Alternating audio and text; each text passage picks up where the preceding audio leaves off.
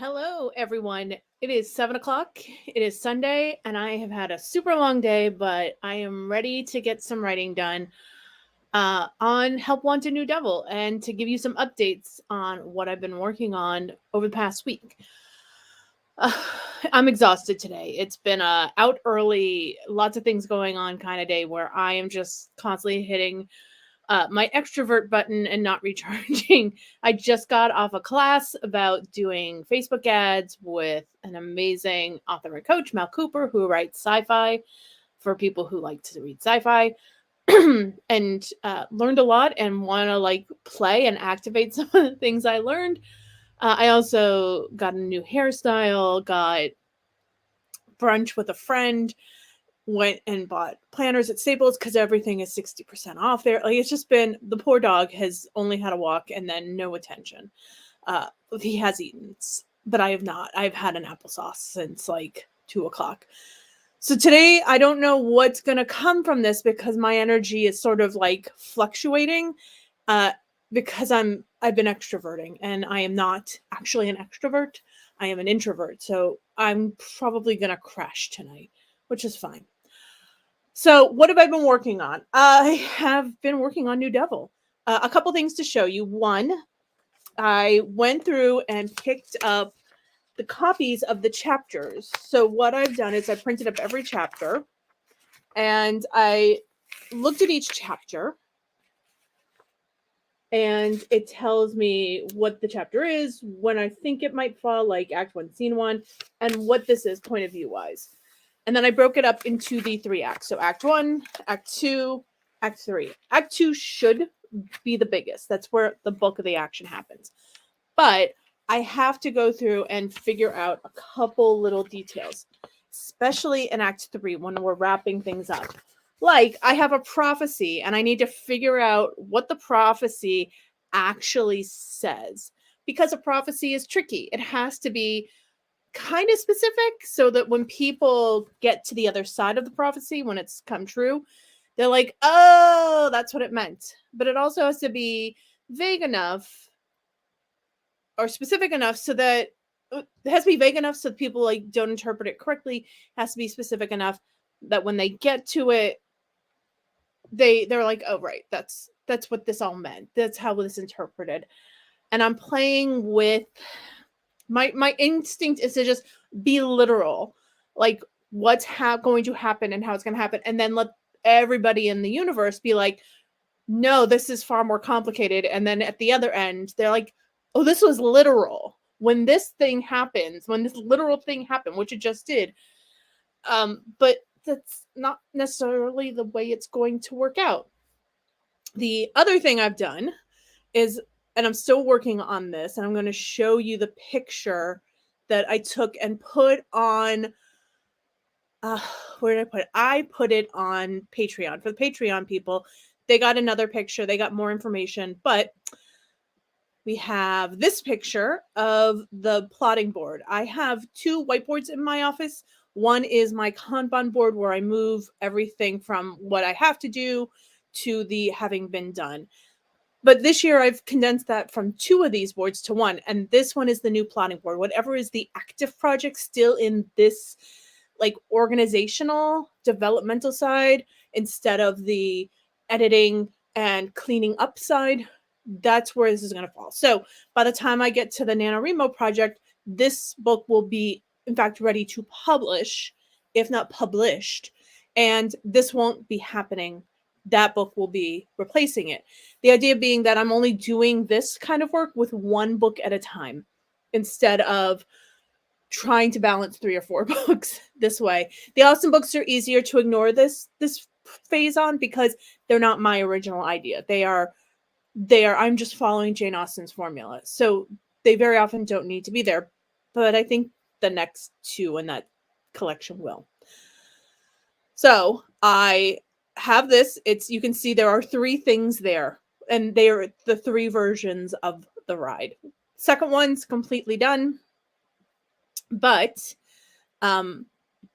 I have work to do on them. That is primarily what I'm working on today, because That's a lot of the work. And then I have been getting organized. I have a new journal. This is not going to talk about the journals, but what I've put in here is the New Devil's individual journal. Every book I write has its own individual journal, typically one of these softer bound ones. And then I have the heavy duty enduring series journal, which is where all the details about the series are going to fall, including the gods who are the enduring, the characters in books so that they can come back in and come out anytime I need them to. And it's a traveler's notebook, so I can just slide in things in and out. And I have 4 rubber bands to play with. So when I'm ready to write the first in the main series, that can slide in. So what are we dealing with the story?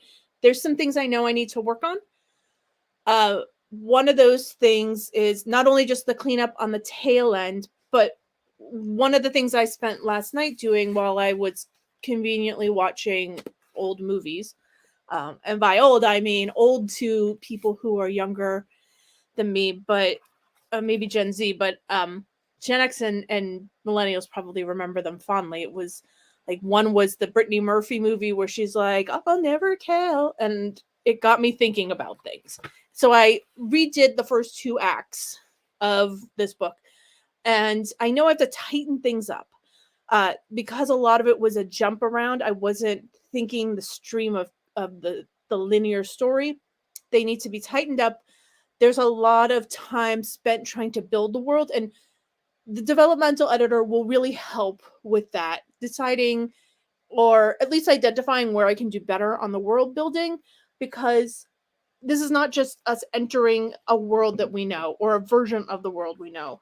Even though I created a theme park, most of us understand Disney, and I could lean into our shared knowledge of what Disney rides and parks and characters are like. And the rest of the Austin series takes place in a small New England town that I think most of us can at least imagine if we don't know it. We get a sense of what a small city or small town might look like, or a university campus, or dorm life, or traveling or conference and convention. So I think with those books, I have to build a world, but it's a world that's layered on top of our own. But with this book, 1, we're in a magical world. 2, we're in a pocket dimension that is the afterlife, that does not function the way we think the afterlife functions. There's no punishment. The devil is really just like the manager of a retirement community. The devil is the CEO of a retirement community, or death is the CEO of the retirement community. He's hands off. You don't actually have a body because you've left it back in this world. So you're not touching things. You're not seeing things. It is the remnants of whatever it is that we are, just in this pocket dimension without a body. And it is the magic of the devil that kind of gives this pocket dimension or pocket universe form and shape. So there is one scene that I really love. So some of the plot of this book is that, and this is critical, there's 2 critical things I have to do in Act 1. 1, you need to know some of the basics of who the devil can be. Like, there are parameters for who they can hire. There's a certain type of magic, a certain level of magic, and there's a certain reason a powerful magical family cannot fill this role. That all has to be explained through Act 1, and it's a balance. 2 is the way this magic works for the devil, and why the ride is starting it is because the ride does a little heavy lifting. All versions of the ride suck. Even the final one is not perfect. They're not really there to onboard you and train you and orient you. They're just there to get you to breathe and feel less anxious, because you're not in hell and you're not in heaven. So most of the orientation comes after you get off, after you're with somebody you trust who is there to help you. And there is the world itself, which the current devil, Christina, has done a lot of work and used a lot of her magic to build. So There's movie theaters and stadiums. You get to have a full afterlife doing whatever you want. And her magic sustains that. But all of a sudden, because she is fading in that magic, it is dissipating. And when she decides to retire, it's gone. It's ending. She no longer has magic. That's why the ride is kind of wonky when we open this. When it's supposed to be Mr. Toad's Wild Ride is the equivalent at Disneyland. It's supposed to feel more like that, like fun, lighter, but not so light, because you're still dealing with the twisted mind of Gilbert Northanger, who is not Walt Disney at all. But if you've ever been on Mr. Toad's Wild Ride, you know that ride's supposed to be fun, and it is not always fun for people. So you have this ride that is on top of that, not actually as fun as he thinks it is, breaking as people go through it, and nothing can fix it because the magic is failing. And then you have the search committee that's taking forever. And there's one person who is dragging her feet and refusing to hire anybody or to commit to anybody because she has an ulterior motive. And we get into a year into this, and having been on academic search committees, it can take forever to hire somebody. And if it's somebody resisting and not getting what they want and derailing this, it can take a year. And this takes a year, and it would go on longer, except the blackouts begin. And this is, imagine you're on an overworked electrical system that, maybe all of us are on electrical systems that are overworked, but they're trying to sustain the power of the amount of energy that's being used. It's a finite source in this pocket dimension. Christina has a finite amount of magic, and she is running out. So all of a sudden there are blackouts. Now, imagine the entire world blacked out, not just electricity, but the entire world. You literally go from seeming like you're sitting on something to falling. I kind of the thought that kept going through my head as I wrote this scene was Loki in not Endgame, in Endgame, yeah, Thor. No, in Thor, the fun one, where he finds Loki. They go to find Odin, and Loki is captured by Doctor Strange, and he falls for 13 minutes. And he says when he finally lands and Thor's ready to leave, he's like, I have been falling for 30 minutes. Imagine that. Imagine how that would feel if you were to fall for 30 minutes. That could happen in one of these blackouts because there is nothing. You just sort of fall. You're just sort of there. So that has to be built up a little better in this scene. And then they're going to shut down all of these things they have built to help people who live in this pocket universe enjoy it. So that's things like the movie theaters, ballet theaters, the trails, the mountains, the homes. They're all shut down to the bare minimum so that they don't tax the magic that remains. And Death has to come in and be like, nope, we're fucking doing this now. And he might actually say that, because I curse. Why can't Death curse? Why can't Death curse? I ask that, and I don't have an answer. Death can curse all he wants. So he's going to rip a new one to the committee. He's going to rip them a new one. And then he's going to turn around and he's going to look at the next candidates they were looking at and be like, these two, give them to me. That is going to be the end of Act 1. And Act 2 is going to open with him introducing the reader and Death to Joan, specifically, who's going to be our first new devil. And she's going to be a disaster, and she's going to be a disaster. But the chapter that gets us to her hire, that blackout to Death ripping them a new one, it's weak. And I know it's weak, and it needs a little connective tissue to transition it. So what I'm going to do for the first 10 minutes, and I'm going to start this in just a minute, is I'm going to work on reorganizing the files in my Scrivener and then looking at the first version of the ride and cleaning it up. I've kind of edited it like 3 times, and it doesn't read as one flow. Reads like 3 different edits.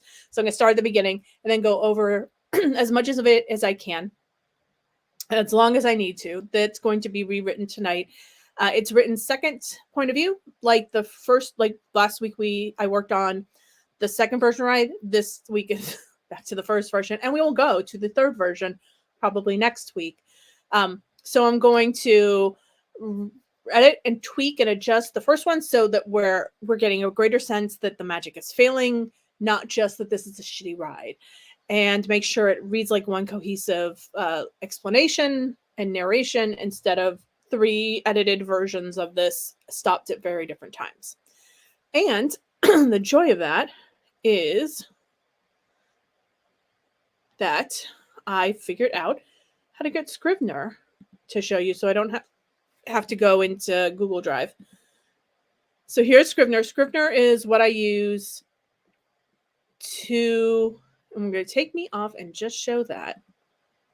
So Scrivener is what I use to write. Scrivener is the piece of software I use. And what I really like about it is you can see here on the left side over here that these are the different scenes of the story. And you can see like all the different versions and things I've removed over the years. Let's close the trash. I think there are versions of the characters here. Yeah. There's versions of the characters here. People who I don't even know. There's not even anything there. So let's trash that. Joan, I mean, there's nothing in these sections, but these characters exist. You can see the very first version from when I was, these are that old, that these are other versions. Here's Death's Draft. So what we're going to do now is we're going to visit the ride. You can see over here, I had written it originally just to be Walt Disney, and then I realized I can't use Walt Disney. They could sue. So I need to change his name, and then I made the Northanger Company anyway, but I couldn't remember what I had changed the creator of the Northanger Parks to, and I had to make a note to myself to go check his name, and it was Gilbert. And then this is the song, so that if I ever need to paste it in to the ride, there is that I can just grab it and paste it. And then let's italicize that. You can see I can make these changes here. And if I had any other notes, I could do that in those places. So here's Joan's versions of the ride. Again, there's information here. And then I can move this one to when we get to Act 2. And it's there. And this is when I was still trying to narratively write. You can see that I tried to name the chapters, and then I just started naming the scenes.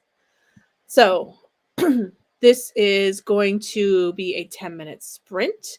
I'm going to mute myself, but you can watch me as I work. And I will be ignoring if anybody comes in because I'll be looking at the Scrivener screen. But if anybody comes in and then and leaves a comment, I'll respond afterwards. And if it's a nonsensical comment, I'll ignore it because I'm good at that. But if you come in, if anybody comes in, welcome.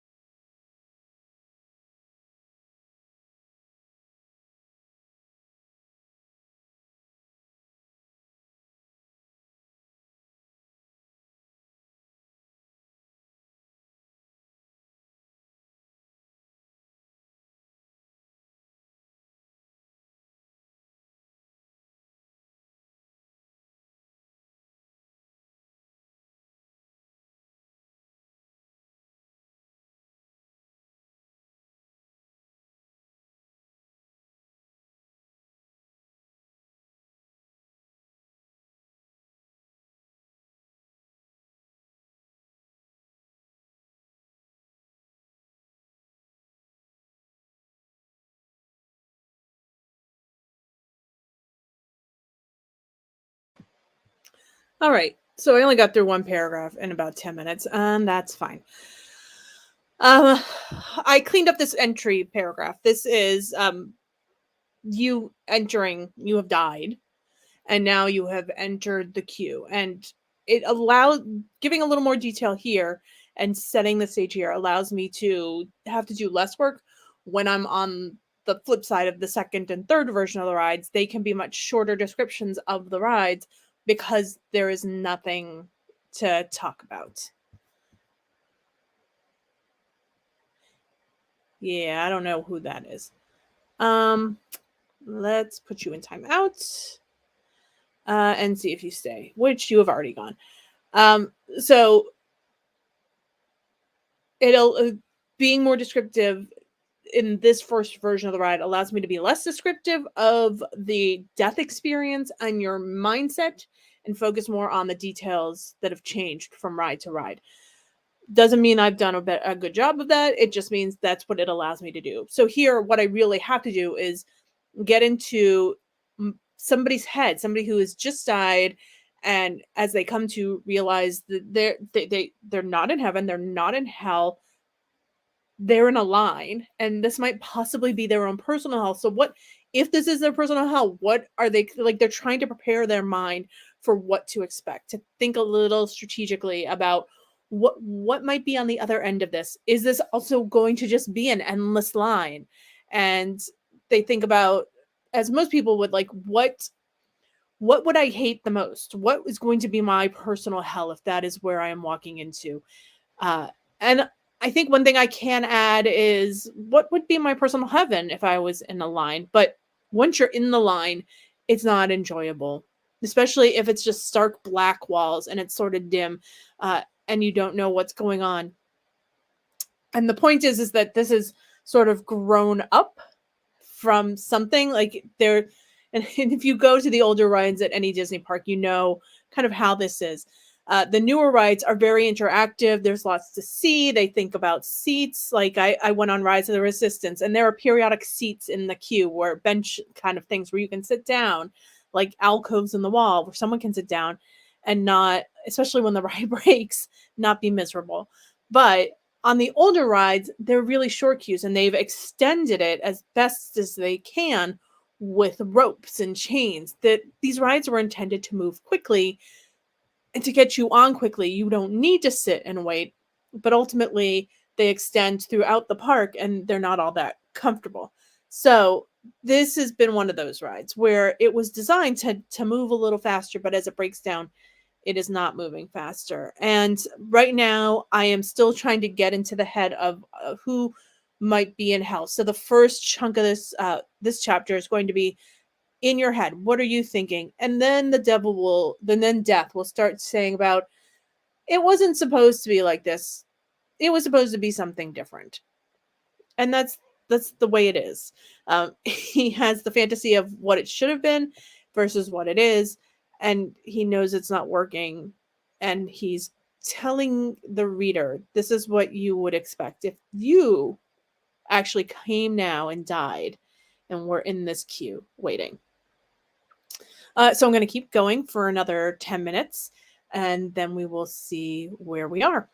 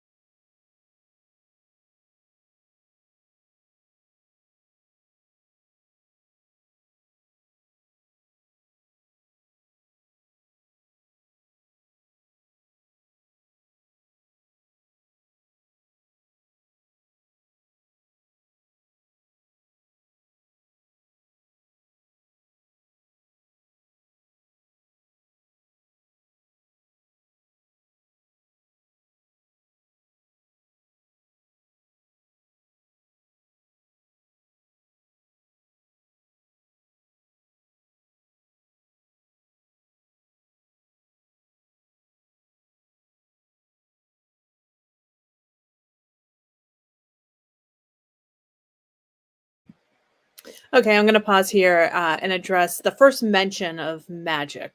So, uh, if you read Northanger Parks, which is an Austen book and not at all in this version of the universe, there's a couple things that are sort of hinted at, but not really done.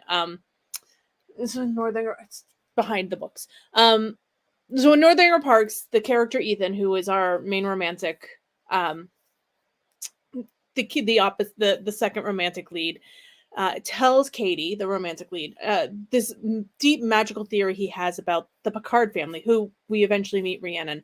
Her family, critical to the series. She is not mentioned in the series, but her great great grandmother is a character in this one. So you'll see the Picards. She and her siblings get mentioned, or her siblings get mentioned, but not her, mostly because she's a dragon and thus will not come here in her afterlife because she is eternal. She is enduring in her own way. But that's not, we're not getting into that today. So Gilbert Northanger, the man who created Northanger Parks, does have magic. It is symbolic magic. That means he creates a symbol. If you think of Disney, Mickey Mouse, symbol for happiness. Disney Parks itself, happiness from magic. I'm actually wearing Disney today. We see these symbols of Disney and we think about our happiness. We want to go back. They're very good at that. And so every symbol has its own magic in this universe. And the Northanger family has symbolic magic, but like many magics, we don't always know their magic until we're thinking about it that way. So in this universe, symbols have magic, words are magic, potions are. I mean, I'm drinking iced tea. It's got magic. I'm gonna have dinner eventually. It has magic. Everything we create has magic, and the Picard family has willful magic, which skews them much more powerful than everybody else, because that's, you want something enough and you get it, you tend to kind of be assholes. And they're openly going to acknowledge that. It's not a big story. But the Northanger family has never used their magic. I took out something that mentioned that they had used magic gifted by somebody else that deteriorated as they used it. And I've taken that plot point out. It's unnecessary. It was from a very old version of the series and a very old version of these characters. So to pull it in now when this is not going to be an issue is not, I can take it out. He just doesn't think he has magic. They have forgotten how to use it. They do not realize it, that they are constantly using it.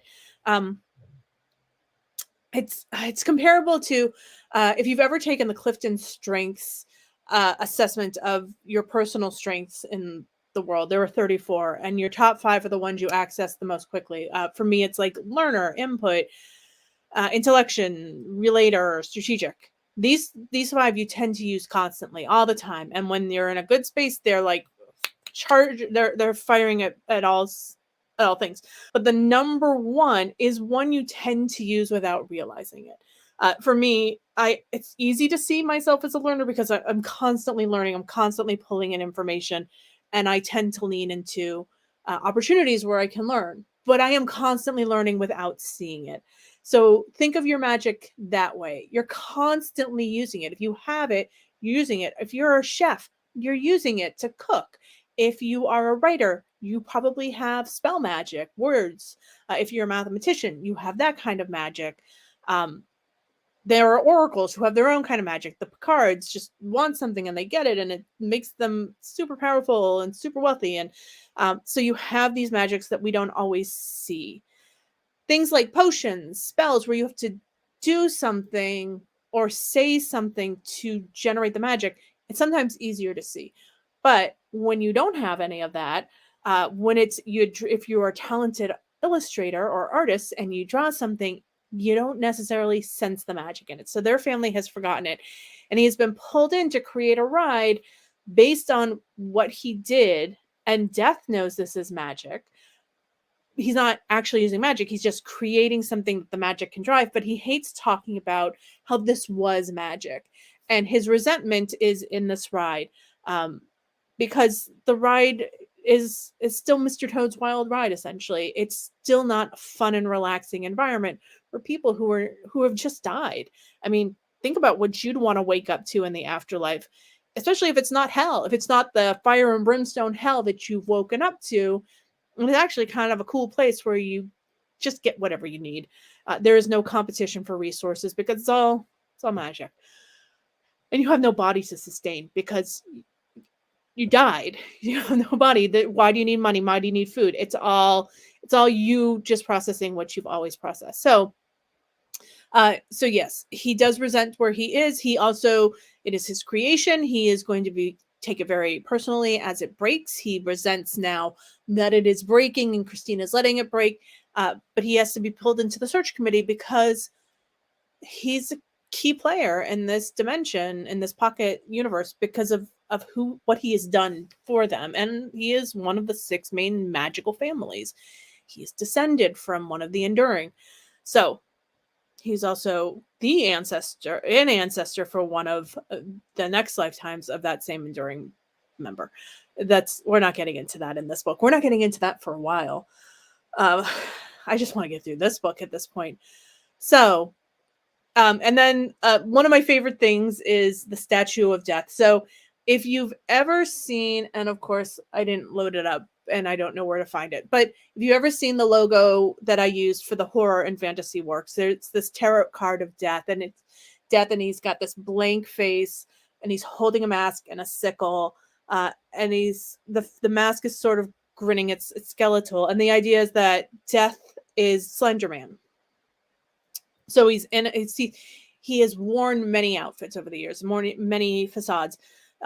He has been the Grim Reaper, and then as we sort of claimed the Grim Reaper and started defining what the Grim Reaper was, he vacated that, and he went sort of goth, like what we think of as goth, very romantic, heavy makeup, frizzy hair, and then we started appropriating that, and he's like, ugh. And then he went sort of Severus Snape, and then we appropriated that, and now he's at Slenderman, and yeah, we're appropriating that.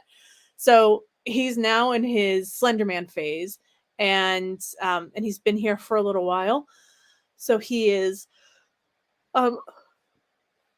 here. So he will wear a different mask. Like he will wear his goth mask or his Severus Snape mask, but more times than not now, he is in this very fitted pinstripe suit. He lets his blank face show. The mask changes as he changes, and he is holding his sickle because he's still death, and then he is extending a hand and what's supposed to be greeting and welcome, and it's not, because it's still death holding a sickle. So people are important. They are afraid. One of my favorite parts of this scene is the children making up their own lyrics to the song and the adults getting irritated. And since I had the "you think" shut the fuck up, I was like, oh, I don't want to repeat it. So it's "where are their parents?" Because in a line at Disney World, you'd be like, where are their parents? There are no parents. The kids are dead. The parents clearly aren't. Or the kids are dead and the parents don't care because the parents are still processing things. Like it's not all that easy for them to just control children. So we are at the end of the hour, and I'm going to quickly look over to see where we are. So we're now at the point where they're going to, Death is going to talk about why Gilbert Northinger created it this way, and that every religion sort of gets this wrong, but every religion gets a little bit right. And there are some people who reincarnate, like the Hindus thought, and then the Jews think that there is no heaven or hell, there's just afterlife. But you're starting to get to the rides boarding area, and I'm going to explore the sounds and the smells, the other senses that you might be picking up on, not just what you see.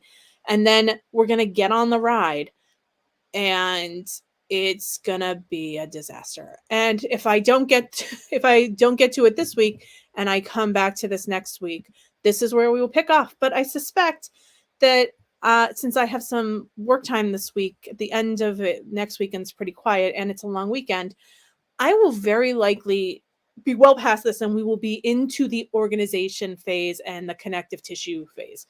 So Thanks to the one person from some Eastern European, probably Russian place that gave a little spam that I eventually blocked. And anybody else who watches this on replay, if you like and subscribe, you'll get notified. Watch, since this month is all about Help Wanted New Devil, watch my Facebook group, which I will link to in the description when I get this all processed and it's uploaded. Or follow me on Instagram, or go buy the Frozen Wasteland books, or subscribe to my newsletter. And there's lots of things you can do. But if you like and subscribe, which every good YouTuber has to say, you'll be notified next week when I do this. And I will be back next Sunday, the 16th, the 17th, 17th, the 16th, the 16th. I don't know what day it is anymore.